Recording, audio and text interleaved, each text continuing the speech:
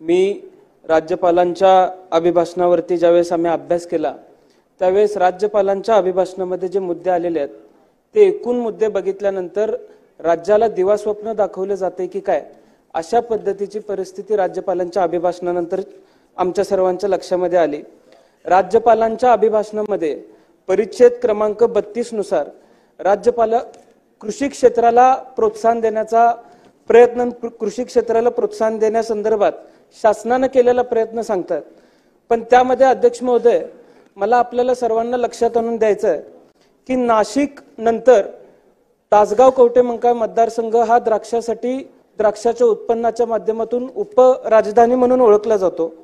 गेली 10 वर्ष झाली कापसासाठी आंदोलन होत आहेत, सोयाबीनसाठी आंदोलन होत आहेत, पण द्राक्षाच्या दरवाढीच्या बाबतीमध्ये किंवा द्राक्षाला MSP प्राइस मिळावी या संदर्भात एकही आंदोलन त्या ठिकाणी आम्ही उभं केलेलं असताना सुद्धा सरकारकडून तसा प्रतिसाद आम्हाला अध्यक्ष महोदय मिळालेला नाही।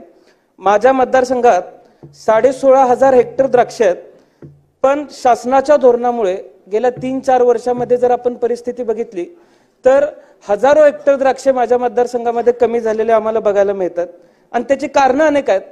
18% औषधांवरती GST लावला जातोय, बेदाणा दरावर कुठल्याच पद्धतीचं शासनाचं नियंत्रण नाही आणि अपेक्षेप्रमाणे दर मिळावा म्हणून कोल्ड स्टोरेज मध्ये जर आम्ही बेदाणे ठेवले तर 18% GST त्याच्यावरही लावला जातोय।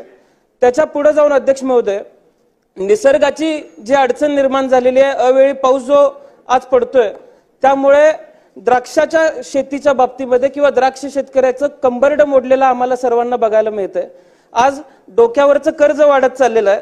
अशा परिस्थितीमध्ये नुकसान भरपाई मिळावी म्हणून राज्य शासनाकडे मागणी केली तर राज्य शासनाच्या पोर्टलवरती 3 हेक्टर पेक्षा ज्या शेतकऱ्याची जास्त जमीन आहे त्या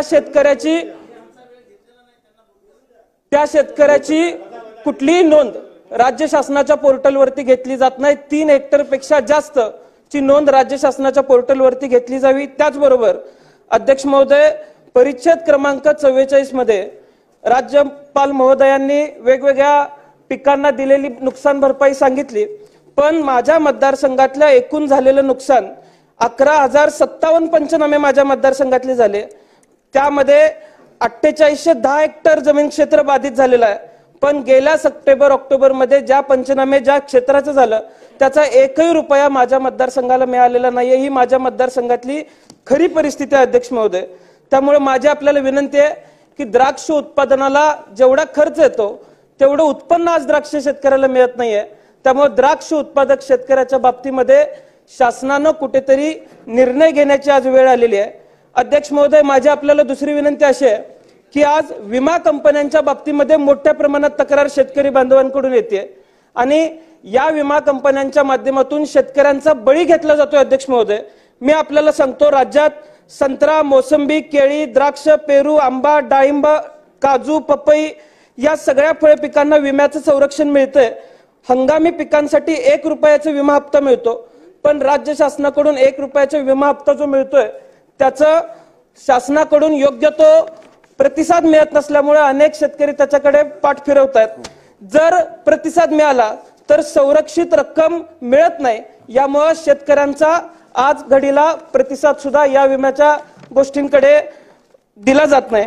त्यामुळे अध्यक्ष महोदय माझी आपल्याला विनंती आहे की समूह जिल्ह्यामध्ये ठाणे, पालघर, धुळे, पुणे, सांगली, लातूर, बुलढाणा या माध्यमातून Bajaj Allianz general insurance company लिमिटेडच्या माध्यमातून माझ्या मतदारसंघामध्ये विमे आखले जातात। या कंपनीचं ऑफिस हे येरवड्या जेल रोडच्या तिथे आहे, पण अध्यक्ष महोदय या कंपनीनं वेळेवरती विमा न दिल्यामुळे या कंपनीने विम्याच्या बाबतीत शेतकऱ्यांवरती अन्याय केल्यामुळे अनेक शेतकऱ्यांना आत्महत्याची वेळ आली अध्यक्ष महोदय। त्यामुळे माझी आपल्याला विनंती आहे की येरवड्या जेल रोडवरच्या यांच्या ऑफिसमधून यांची रवानगी थेट येरवड्याच्या तुरुंगात अध्यक्ष महोदय केली पाहिजे। विमा कंपन्यांच्या माध्यमातून शेतकऱ्यांची पिळवणूक चालू आहे। अध्यक्ष महोदय यापुढे जाऊन माझा अत्यंत एक महत्त्वाचा प्रश्न आहे अध्यक्ष महोदय, परिच्छेद 48 प्रमाणे शिक्षण धोरणाला पाठबळ देण्याचा प्रयत्न राज्यपाल महोदयांनी घेतला, पण आज राज्यातली परिस्थिती अशी आहे की माझ्या मतदारसंघामध्ये गणवेश सुद्धा माझ्या मतदारसंघातल्या जिल्हा परिषदेच्या शाळेतल्या विद्यार्थ्यांना मिळालेले नाहीत। पूर्वी हे अधिकार शाळा पातळीवरती होते, जिल्हा परिषद पातळीवरती होते, पण मागच्या सरकारमध्ये हा निर्णय किंवा हे अधिकार राज्य शासनाकडे का घेण्यात आले अध्यक्ष महोदय मला माहित नाही.